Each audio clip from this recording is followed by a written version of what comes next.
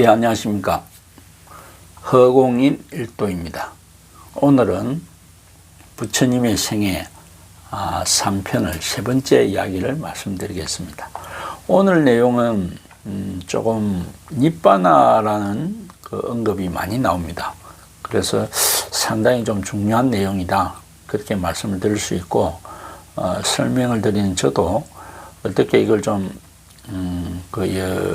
전달이 가능할까 고민이 많이 되는 그런 내용이기도 합니다. 좀 읽어가면서 시작을 해보겠습니다. 42일, 부처님이 초전법륜을 굴리실 때 깜마오 용락을 받는 것을 매우 저속한 것이라고 하고, 자기 몸을 괴롭히는 것에도 저속한 것이라고만 하셨다. 우리들은 일하기 전에 지혜를 먼저 놓아서 바른 노력이라고 이름을 붙인다. 위파사나를 기초로 하여 사실대로 바르게 관찰할 수 있는 지혜 앞에 니빠나의 법을 알게 하려고 보게 하려고 기다리고 있다. 지혜 앞에 분명하게 있는 이 니빠나의 법은 생기고 사라지는 성품 없이 모든 번뇌의 뜨거움들이 조용해진 언제나 머물러 있는 이 니빠나를 지혜가 없이는 알 수도 볼 수도 없다. 부처님이 깜마 오용락을 즐기는 수행, 그 다음에 자기 자신을 괴롭히는 수행, 두 가지는 다 아주 낮은 수행이다, 그렇게 말씀하셨죠. 그리고 제가 그 위파사나, 남방불교를 대표하는 위파사나를 저는 챙김과 알아차림 두 가지가 위파사나다, 그렇게 이해를 하고 있습니다. 마음챙김이라는 것은 육根을 바탕으로 벌어지는 모든 것들이 다 무상하다, 그렇게 알아채는 거죠. 마음을 챙기는 거고, 알아차림이라는 것은 몸과 마음의 상태를 실시간으로 이렇게 관찰하는 겁니다. 예를 들어서 분명하게 있는 이 니빠나의 법은, 열반의 법은 생기고 사라지는 성품 없이 모든 번뇌의 뜨거움들이 조용해진 언제나 머물러 있는 이 니빠나를 지혜가 없이는 알 수도 볼 수도 없다, 이렇게 되어 있어요. 그러니까 열반의 성품은 생멸이 사라졌다는 겁니다. 그리고 언제나 조용하다는 겁니다. 그리고 이것은 부처님조차도 참 설명할 수 있는 언어가 끊어졌다, 그렇게 말씀을 했습니다. 그러면 이것을 어떻게 좀 전달드릴 수 있을까? 결국은 저의 입장에서는 선불교에서 화두를 들어서 수행을 하다 보면 자기의 성품을 알게 된다. 그걸 견성이라고 그렇게 말씀하지만, 그 견성이 그나마 니빠나의 성품을 본 거다, 저는 그렇게 이해를 합니다. 화두라는 것은 결국은 위파사나의 마음챙김과 알아차림을 동시에 수행하는 것입니다.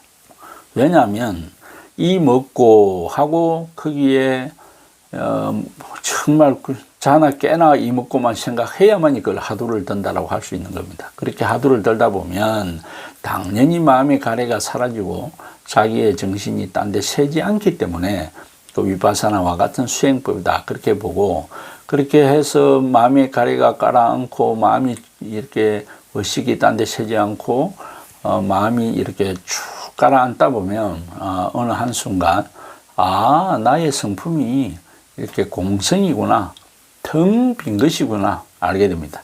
그때 그것을 견성이라고 하고, 그 견성의, 그 공성의 성품이 바로 니빠나의 성품이다. 공성, 텅 빈 성품이기 때문에 생기고 사라지는 게 없습니다. 텅 빈 성품이기 때문에 조용합니다. 그 다음에 텅 빈 성품이기 때문에 있다 없다를 벗어난 거기 때문에 참 뭐라고 말할 게 없습니다. 그렇기 때문에 제가 볼 때는 견성이 니빠나의 성품을 본 거다, 저는 그렇게 말씀드립니다. 42. 물러나지 않고 흔들림 없는 노력으로 수행하는 사람들이 모두 출생한 법을 얻었는가? 사실대로 대답한다면 벗어난 이도 있고 벗어나지 못한 이도 있다. 그것은 수행 속에 지혜와 함께 가지 아니했기 때문이다. 그래서 수행을 하더라도 그냥 서울에서 부산으로 간다고 그러면서 남쪽으로 가야지 북쪽이나 동쪽이나 서쪽으로 가면 못 가는 거잖아요. 그 남쪽으로 가게 하는 것이 지혜의 힘이다, 그렇게 이해를 하면 되겠습니다. 43. 중도라는 길을 부처님께서 설하셨다. 지금 만나는 것마다 모두 정생업이라고 한다든지 아니면 정생업은 없다고 한다든지 양극단에 치우치지 않아야 한다. 그러므로 지금 현생에서 악업을 없애고 선업을 갖추도록 노력해야 한다. 어제 말씀드렸듯이 부처님은 숙명론을 배제하셨다. 그래서 불교에서는 물론 인과법이기 때문에 현세에 겪는 것이 전생에 기인할 확률이 굉장히 높지만 그렇다고 그냥 앉아 있어서는 안 된다. 노력해야 된다. 그렇게 이해를 하면 되겠습니다. 44. 각 종파의 사상 견해를 모아서 살펴보면 과거에 집착해 있는 견해가 18종류, 미래에 집착해 있는 견해가 44종류, 44종류, 모두 62종류의 외도가 있음을 볼 수 있다. 45. 이 공양을 올리기 위해서 그는 이미 죽어 있던 것만 모아서 음식을 만들었던 것이다. 우리들이 이 사실을 잘 알기 때문에 아무 의심 없이 공양할 수 있었다. 이것은 성가를 이렇게 공양을 모시기 위해서 초대를 했던 것 같습니다. 그러면서 그 공양을 올릴 때 살아있는 것으로 만들지 않고 죽어 있는 것으로 음식을 만들었다. 그래서 그의 같이 공양 초대를 받은 분들이 아무 의심 없이 공양할 수 있었다. 여기에는 이제 육고기도 들어가 있는 거죠. 제가 알기로는 부처님은 그 당시에 육고기를 이렇게 드셨습니다. 돼지고기도 드셨고요. 그 대신 이것처럼 살생으로 이루어진 음식은 받지 않았다. 그렇게 이해를 하고 있습니다. 46. 부처님이 보지도 못했던 대범천에게 이익 없이 제사 지내는 고통에서 브라만 수행자를 구해주기 위해서였다. 이것은 브라만들이 자기들의 이익을 대범천에게 소원을 빌기 위해서 고행 수행을 하거나 견지서 강에 보시물을 바치거나 그런 일들을 엄청 많이 했다는 겁니다. 유래 강물에 모욕을 해라. 그런 글귀를 제가 본 적이 있는데 사카 종족의 작은 나라는 꽃살라 대국과 국경을 마주하고 있었다. 사카 종족은 처음 나라를 세울 때부터 다른 종족들과 피를 섞지 않으려고 서로 남매지간에 결혼하여 왔다. 꽃살라 대국의 왕이 혼인 신청을 하였을 때 사카 종족의 마나마 대왕은 와사바 까띠아라고 하는 하인의 몸에서 태어난 종을 자기 딸로 만들어 사와티에서 온 사질단에게 딸려 보냈다.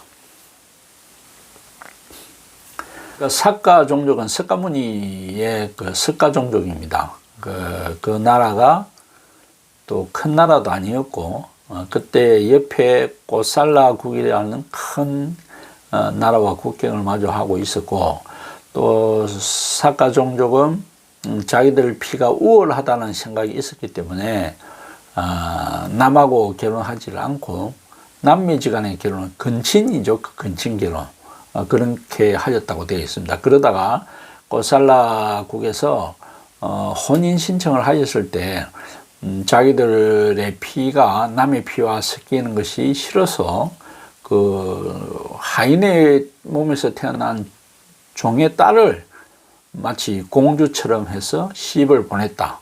이렇게 되어 있습니다. 이것이 이제 나중에 그 원인이 되어 석가 종족이 멸종을 당하는 그런 일이 이루어집니다. 48. 부처님의 나이도 성도하신 후 20안거가 지나는 시점이었다. 그러면 부처님이 35세 도를 이루셨다고 그러면 한 55세 되지 않을까 그렇게 생각합니다. 그때 매기야 무상의 생각이 드러난 이에게 무아의 생각이 머물러진다. 무아의 생각이 머물 땐 나라는 교만심을 갈라내어서 던져버릴 수 있다. 나라는 교만심을 빼어버리면 현재의 니빠나에 이르게 된다. 어떻게 보면 결국 금강경에서 나왔던 부처님이 이룩하신 그 삼박삼 보리심을 어떻게 하면 얻을 수 있습니까? 그러니까 무아상을 말씀하셨잖아요. 무아상해라. 여기서 그런 내용과 같다고 보면 되겠습니다. 아상이 없으면 바로 이 생에서 열반에 이룰 수 있다. 그런 말씀이죠. 49. 내가 세 번째 다시 여쭈었을 때는 멀리 동쪽 하늘이 훤히 트오고 있었다. 그러자 아침 법문을 끝맺음하는 소리가 들렸다. 난다까 너희 법문이 길구나. 너희 법문 끝내는 소리를 기다리느라 나 열애의 허리가 저리구나. 자기 스스로 시작해서 설하셨던 단말을 시극하게 들으셨던 부처님께서는 자기 스스로가 길러놓은 비구 대중들에게도 정성껏 대하셨다. 이 책에서는 부처님이 방으로 들어가려고 할 때 난다까라는 비구가 대중을 중심으로 설법을 했는데 그게 새벽까지 이어진 것 같습니다. 그래서 부처님이 그 방으로 들어가지 못하고 밖에서 법문이 끝날 때까지 이렇게 아마 서가지고 있었는 것 같아요. 그러니까 이제 부처님이 허리가 아프다 그러시잖아요. 그렇듯이 부처님이 제자들에게도 아주 지극히 정성껏 대하셨다 이렇게 되어 있고, 뭐 이렇게 하니까 저도 지금 재밌는 생각이, 최근에 제가 유튜브에 법문을 한 몇 편 올리면서 아직은 아무도 이렇게 들어주는 사람이 없죠. 알려져 있지도 않고. 그래서 제가 출퇴근 때 유튜브로 제가 시청을 이렇게 제가 청취를 하고 있습니다. 그렇게 하다 보면 저는 또 제가 했지만 들을 때마다 또 재미도 있고 또 제게 도움도 되고 그렇습니다. 50. 고살라 구왕과 처음 만났을 때 그가 부처님께 삼마삼부타 부처님이라고 인정하시냐고 질문했을 때 부처님께서 긍정하신다고 대답하셨다. 고살라 구왕이 결국은 당신 부처가 맞아요? 라고 아주 단도직입적으로 물어보신 거죠. 그래서 부처님께서 나는 부처다 그렇게 말씀하셨다는 겁니다. 51. 와사 쪽에서 태어난 외도 수행자가 여쭈었다. 꽃다마 수행자시여 꽃다마 수행자는 모든 것을 압니다. 모든 것을 봅니다. 가고 있거나 서 있거나 잠들거나 깨어 있거나 언제나 지혜의 눈이 열려 있어서 남김없이 보는 지혜를 얻었다고 들었습니다. 사실입니까? 부처님이 대답하셨다. 와사여, 내가 들은 대로가 아니다. 수행자 꽃다마는 외사 세 가지를 꾸준하게 갖추었다. 특별한 지혜 세 가지를 꾸준하게 갖추었다. 첫 번째, 전에 있었던 몸의 차례를 기억할 수 있는 지혜, 숙명통, 업에 맞게 중생들이 태어나고 가고 오는 모습을 아는 지혜, 천안통, 모든 번뇌를 깨끗이 없애는 아라한과의 지혜, 아라하따 팔라냐냐. 결국 부처님은 모든 전생을 아는 숙명통, 중생의 오감을 아는 천안통, 그 다음에 번뇌가 없어진 누진통을 얻었다. 그래서 와사 너가 이야기하듯이 부처라고 해서 모든 것을 본다거나 모든 것을 안다거나 그것은 아니다 이렇게 말씀을 하신 겁니다. 52. 바까와라는 옹기를 굽는 이의 옹기 가마가 있는 곳으로 부처님 혼자서 가셨다. 복구 삿기는 멀고 먼 간다라고 지금의 아프가니스탄, 파키스탄 지역에서 부처님을 존경하여 찾아왔다. 그는 옹기 굽는 움막에 먼저 도착하였고 부처님께서 하루 쉬기 위하여 움막 안으로 들어갔다. 그날 밤 부처님은 알아차림을 단단히 잡고서 가부좌로 앉아서 지냈다. 복구 삿기는 부처님을 일반 수행자라고 생각하였다. 그러나 밤새 부처님이 설하신 담마에 귀를 기울이다가 스스로 이해하게 되자 말하지 않아도 부처님인 줄 알게 되었다. 1. 사마디 선정과 이빠사나 지혜를 잊어버림 없음. 바른 지혜의 진리를 보호함. 3. 아낌없이 버릴 수 있는 수행. 4. 언제나 항상 마음이 고요하기를 원하여 편안하게 수행함.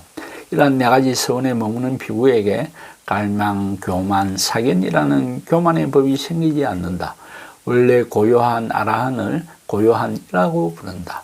수행자의 이 몸이 참으로는 6가지 성품, 지수, 하풍, 공간, 인식작용의 성품과 18가지 마음, 6건 각각의 좋고 나쁘고 중간의 느낌만이 있다. 즉 6가지 성품은 지수, 하풍에 또 공간, 그 다음에 인식하는 성품, 18가지 마음은 6건, 아니, 비설, 신이 각각이 나타내는 이건 좋다, 나쁘다, 또 중간의 느낌이 있다라고. 그래서 3, 6, 18 됩니다. 수행자여 색계 사선정에서 거듭 올라가서 무색계 사선정을 키울 수 있다.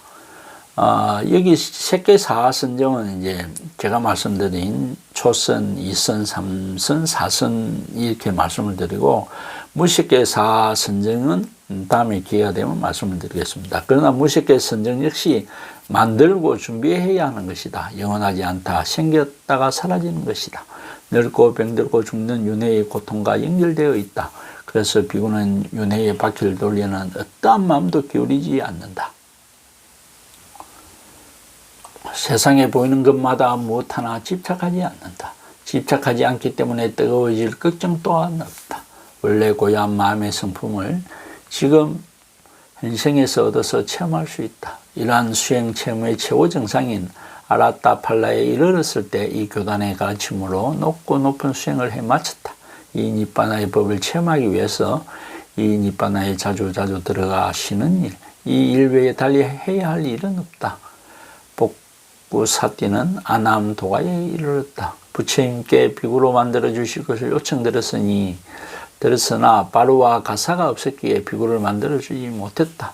그래서 누더기 가사를 만들 수 있는 헝겊을 찾으려고 쓰레기 뜸이 있는 곳에 갔다가 어린 송아지를 걱정하는 어미 암수에 뿔에 받쳐서 그 자리에서 명을 마쳤다. 상당히 드라마틱하고 또 많은 것을 내포하고 있는 내용입니다. 바까와라는 옹기 굽는 이에 옹기가마가 있는 곳으로 부처님이 가셨다는데, 부처님은 이미 복구사띠라는 분이 저 멀리서 온다는 걸 알고서 가셨다라고 저는 그렇게 이해를 합니다. 그래서 복구사띠가 저 아프가니스탄, 파키스탄 그 당시에 아마 인도에 인접한 국이지만 걸어서 온다면 얼마나 먼 길이었겠습니까? 그분이 와서 이제 부처님을 배웠는데 처음에는 부처님이 일반 수행자라고 생각했다는 거죠. 그래서 제가 말씀드렸듯이 경전에 나오는 뭐 30 이상 그런 거는 조금 현실성이 없다. 그렇게 느끼는 거죠. 왜냐하면 이분은 처음에 부처님을 뵙고도 부처님인 줄 몰랐으니까요. 그러다 부처님이 이제 설법하는 걸 듣고는 이분이 부처님이구나 스스로 알게 되었다라고 되어 있지 않습니까? 그렇게 말씀을 하고, 여기 이제 색계, 무색계, 뭐 다음에 한번 기회 될 때 제가 말씀을 드리겠고요. 그 다음에 이 비구는 윤회의 바퀴를 돌리는 어떠한 마음도 기울이지 않는다. 정말 윤회를 무서워하고 싫어해야 비구다. 그런 말이 나중에 다음에 있습니다. 그래서 정말 저희들은 윤회라는 거에 대해서 냉철하게 한번 생각해 볼 필요가 있고, 정말 윤회는 피해야 되는구나. 그렇게 느껴야 합니다. 그 다음에 집착하지 않기 때문에 뜨거워지지 않고 걱정이 없다라고 되어 있잖아요. 그래서 원래 고유한 성품을 지금 현생에서 체험할 수 있다라고 되어 있고, 이 니빠나에 자주 들어가시는 일, 이 말이 참 재미가 있습니다. 열반심을 자주 느껴라. 이 열반심을 설명하기 위해서 이제 후대에 많은 또 불교의 이론적인 내용들이 나옵니다. 근데 이제 좀 짧게 말씀을 드리면, 이 육건이 생기면 분명히 제가 망상의 마음이 생긴다고 했습니다. 그래서 이 육건을 바탕으로 마음을 쓰면 그는 망상이 되는 거고, 이 육건이 무상하다라고 인지하면서 마음을 쓰면 그게 이제 열반묘심이 될 수가 있습니다. 그래서 선불교에서는 정에 머물면서, 선정에 머물면서 아주 고요한 그 상태에서 한 마음, 한 지혜를 일으키는 것을 이제 진심이라고 이야기하는데, 그 부분도 뒤에 기회가 되면 제가 말씀을 좀 드리도록 그렇게 하겠습니다. 그래서 포크사티가 아라한 전에 아나음 그 과를 얻었는데, 이제 부처님께 비구로 만들어 주십시오 하니까 그 당시에는 아마 법이 바루와 가사가 분명히 있어야 된다고 되어 있습니다. 그래서 가사를 만들기 위해서 또 특히 가사는, 부처님의 그 가사는 분소이라고 되어 있지 않습니까? 놈이 똥 닦고 버린 그 천을 씻어서 집어서 가사를 만들었다. 그렇게 되어 있잖아요. 그래서 이제 그런 걸 찾으라고 쓰레기 더미를 뒤지다가 송아지를 걱정하는 어미 암소의 뿔에 받쳐서 그 자리에서 또 명을 마쳤습니다. 참 많은 것을 설명해 주지 않나요? 정말 우주에서 뵙기 힘들고 힘든 부처님을 뵙고 말씀을 들었는데 뵙고도 또 뿔에 받쳐서 죽었어요. 부처님한테 비구를 되게 해달라고 하시다가 부처님을 뵙고 사고로 죽은 거죠. 참 이거 제대로 이해를 한다면 참 오늘날의 기복불교의 많은 부분이 바뀌지 않겠냐. 물론 저도 산신기도도 하고 했지만 어쨌든 저도 느낀 게 많이 있고 반성도 합니다. 53. 바이야 그러면 이러한 방법으로 수행하라. 보이면 오직 봄, 들으면 오직 들음, 냄새 맡으면 오직 냄새 맡음, 먹으면 오직 먹음, 다하면 오직 다음, 알면 오직 암. 바이야 이렇게 수행하라. 보이면 오직 봄이람. 보는 마음이 원래 깨끗한 성품이다. 보이는 대상에 탐심으로 집착하지 않고 하늘을 허물짓지도 말고 리석으로 허둥거리지도 말라. 이렇게 보는 마음이 번뇌가 없다. 윗바사나의 마음만이 생겨나게 하라는 뜻이다. 보는 마음 한 가지가 생겨날 때 가는 곳마다 궁리하거나 생각하지 않고 오직 보이는 대상 오직 볼 수 있는 마음으로 관찰할 때 행하는 이도 없고 시키는 이도 없이 그 스스로 성품에 알맞게 생겨나는 성품이로구나 하고 이해하게 된다. 이것을 야띠빠란냐라고 한다. 이가 아침을 들은 후 바이야는 또 암소의 뿔에 받쳐서 죽었다. 자, 여기 이제 바이야라는 수행자에게 부처님이 이렇게 하셨는데 세상에 탐심을 집착하지 말고 하늘을 허물짓지도 말고 이렇게 보는 마음이 번뇌가 없다. 윗바사나의 마음만이 생겨나게 하라. 이렇게 되어 있잖아요. 즉 윗바사나의 마음이란 거는 볼 때에 어떤 가래가 생겨나면 저것은 참 무상하다. 그렇게 하는 것을 제가 마음 챙김이라고 했잖아요. 그러다가 또 자기의 몸과 마음의 흐름을 정확하게 인지하는 것이 알아차림이고 이렇게 하고 보면 행하는 이도 없고 시키는 이도 없이 그 스스로의 성품이 알맞게 생겨나는 성품이로구나 하고 이해하게 된다는 거예요. 우리의 본래의 그 본성은 열반모심은 어떤 현상계를 만났을 때 스스로 알맞게 생겨나는 성품이다. 이렇게 이해할 수 있게 된다는 겁니다. 이거는 저도 설명을 좀 드리기가 그런데 어쨌든 지금 그 열반모심에 대해서는 조금씩 느끼면서 가면 좋겠습니다. 결국 이 부분은 저는 무슨 말인지는 알겠는데 좀 표현하기가 그렇습니다. 결국 그러고 또 바이야도 부처님 만났지만 또 암소의 뿔에 받쳐서 죽었습니다. 54. 사리푸트라 마테라님 니빠나의 느낌의 성품으로 느낄 것이 전혀 없습니다. 느낌으로 느낄 것이 전혀 없는 니빠나의 행복함이라고 있겠습니까? 느낌이라는 것은 행복, 고통, 평등심 세 가지 종류가 있다. 우다이테라 니빠나의 느낌으로 느낄 것이 전혀 없기 때문에 행복함이 된다. 부처님께서 느낌을 느끼는 모든 것이 고통이라고 하셨다. 어느 쪽으로도 기울이지 않는 이 느낌은 보통 사람들이 알기 어렵다. 그러나 알 수 있는 이들이 이것조차 역시 고통의 성품이라고 해서 이해한다. 고통이 소멸한 진리에 해당하는 니빠나에 느낄 것, 취할 것, 얻을 것이라고는 한 가지도 그 어떠한 것도 없는 성품을 보이려는 것이다. 이러한 순야따의 성품을 마음속으로 깊이 체험하는 것만이 니빠나의 행복을 이해할 것이다. 그 니빠라고 합니다. 행복하게 느끼냐, 고통스럽게 느끼냐. 근데 행복도 아니고 고통도 아니다. 아닌 그런 평등심이 있습니다. 그래서 보통의 사람들은 행복과 고통심은 바로 알아차릴 수 있지만 이 느낌이 없는 이 평등심은 보통 사람은 어렵다고 되어 있습니다. 그렇지만 성자들은 행복도 고통, 고통도 고통, 평등심도 고통, 무상하다. 그렇게 이해를 한다는 것입니다. 그래서 고통이 소멸한 진리에 해당하는 니빠나를 누구든지 알아야 한다. 그렇게 되어 있습니다. 조금씩 이런 내용을 보면서 열반묘심을 조금씩 추측하시면서 그러다 보면 경험하는 때가 오리라 생각합니다. 55. 따프사라 신도가 물었다. 이 교단의 젊은 스님들은 깜마오용락과 함께 하지 않는 고유한 법에 깊이 들어가서 지냅니다. 같은 욕계의 중생들로서 많은 일반인 사람들과 스님들 사이에 니빠나에 관해서 생각하는 것이 너무나 차이가 심합니다.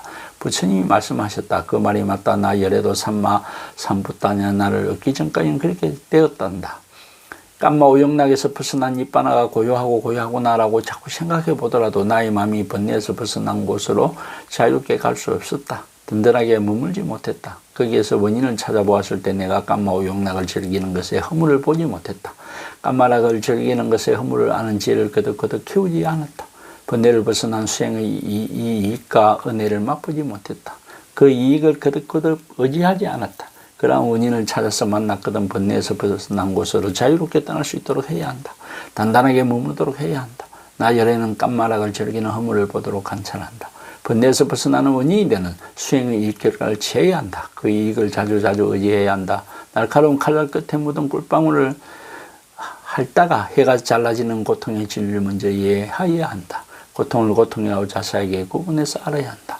부처님도 처음에는 이 니빠나에 머무는 힘이 약했다는 거죠. 그것을 왜 그런지 가만히 생각해 보니까 자기는 대수롭지 않게 여기면서 이 즐거움을 느끼는 일들이 있었다는 겁니다. 그런데 이제 지금 생각해 보니 우리는 그런 즐거움을 느낄 때 내가 이것에 빠지고 있구나라고 그렇게 알아차려야 된다는 거예요. 마음 챙김과 알아차림이 있어야 되고 그런 지혜가 생기면 그 지혜가 굳건하게 자리 잡도록 계속 수행을 해야 된다고 이렇게 되어 있습니다. 저도 사실 이렇게 선정 수행, 참선 수행을 하면서도 이런 부분 가족과 있다가 보니까 아니면 또 사회생활을 하다 보니까 제가 그러한 마음 챙김, 알아차림을 놓치는 경우가 훨씬 많다. 그렇게 인정을 하고 있습니다. 56. 부처님께서 설하신 가르침들이 종류로는 다르지만 니빠나를 체험하는 곳으로 향해서 가는 일 한 가지가 마지막 목표이다. 부처님은 모든 중생들이 니빠나 열반모심을 체험하도록 그렇게 가르치신다는 겁니다. 57. 비구들이 가장 적게는 손가락 퉁기는 짧은 순간만에 생에도 나 열애가 칭찬하지 않는다. 비유를 들자면 아주 조금인 작은 양의 배설물도 그 냄새가 고약하듯이 손가락 한 번 튕기는 짧은 순간의 생애라도 모두 고통뿐이다. 정말 부처님은 이 윤회가 얼마나 서글픈 일인지 그 말씀을 지금 하고 계신 겁니다. 58. 아픈 몸을 낫게 해달라는 분에게 석가모니 부처님이 신도님 몸이란 것은 아프지만 나의 마음은 아프지 말라고 수행하는 것이 적당합니다. 신통으로 치료한다면 순간은 건강하지만 다른 병을 만나며 만약에 모든 병이 일생 동안 없더라도 그것은 한 사람만 좋은 것입니다. 지금 설한 가르침은 모든 제자에게 이익을 줍니다. 이 오온으로 묶어 놓은 이 몸을 나라고 하거나 나의 것이라고 집착해서 붙들고 있습니다. 때문에 이 오온으로 묶어 놓은 이 몸이 변하여 무너져 갈 때 걱정 근심으로 통곡하고 탄식합니다. 슬픔이 넘쳐서 마음으로 뜨겁게 괴로워합니다. 이것이 몸과 마음이 아픈 모습입니다. 어떤 분이 부처님께 오셔서 자기 병을 좀 낫게 해달라고 하신 부분에 대해서 부처님이 이 오는 내가 아니다. 그렇게 설법을 하신 겁니다. 저도 이 오온이 내가 아니다라고 하지만 그런 마음을 많이 집중을 하지만 아픈 거는 아픈 거예요. 뭐 어쩔 수가 없는 거죠. 그렇지만 일반인하고 조금은 다르겠죠. 왜? 일반인은 내가 아프다 하는 거고 저는 헛것인 이것 때문에 내가 아프다 그렇게 느끼는 게 다르지 않겠어요. 저도 지금 제 부모님이 요양원에 어머님이 요양원에 계신데 통화를 하거나 만날 때마다 어머니 무상합니다. 그 몸이 무상합니다라고 정말 이렇게 진심으로 말씀을 드리고 있어요. 어머니는 그래 이해한다라고 하지만 그 이해가 어디까지 이해인지는 저도 모르겠습니다만 그래도 제가 우리 어머님께 해줄 수 있는 최고의 내 효도가 어머니 이 몸이 무상한 것입니다. 그렇게 말씀드린 거라고 스스로 믿고 그렇게 하고 있습니다. 59 비구들이여 열에는 다른 이의 손이나 무기로 생명을 상하는 일이란 절대로 없다. 그런 기회가 없다. 부처님들은 다른 이의 어떠한 원인으로가 아닌 자기 성품대로 빠리니빠나에 든다. 예, 부처님은 남을 죽이지도 않지만 또 죽임을 당하지도 않는다고 되어 있습니다. 그래서 부처님은 자기 성품대로 빠리니빠나에 든다라고 되어 있는데 제가 아라한을 성취하신 분들은 사실 부처님과 법에 있어서는 하나도 차이 날 게 없어요. 그렇지만 문상정등 정각을 이루신 그 열반모심을 이루신 그 관점에서는 차이 날 게 하나도 없지만 과거 전생에 지은 복덕의 차이는 있습니다. 그래서 부처님은 아라한들하고는 또 다르게 이 세상에 오셔서 아라한의 또 스승이 되신 것이고 그래서 그런 차이는 좀 있습니다. 60 쓴다여 그렇게 되려면 나 열애가 직접 깨달아서 직접 설한 모든 법을 너희들이 힘껏 유지하고 보존하도록 노력하라. 그 법이란 무엇인가? 어제 말한 37가지의 그 법을 말씀하시는 것 같습니다. 여기 신통 4가지도 있습니다만은 신통이 중요하지 않다, 신통에 빠지면 외도다 그러지만 꼭 그렇지는 않습니다. 신통을 쓸 수 있으면서 그렇게 말하는 거하고 신통이 없으면서 말하는 거는 천지 차이인 거죠. 그래서 신통을 쓰는 그 전제 조건은 반드시 중생을 구하기 위해서 중생을 구하기 위해서 신통을 쓸 때는 써야 된다. 그렇게 되어 있는 것입니다.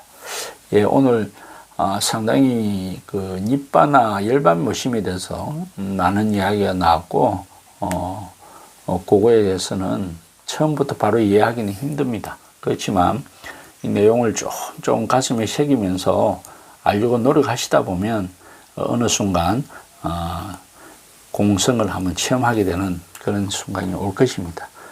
예, 허공인 일도였습니다.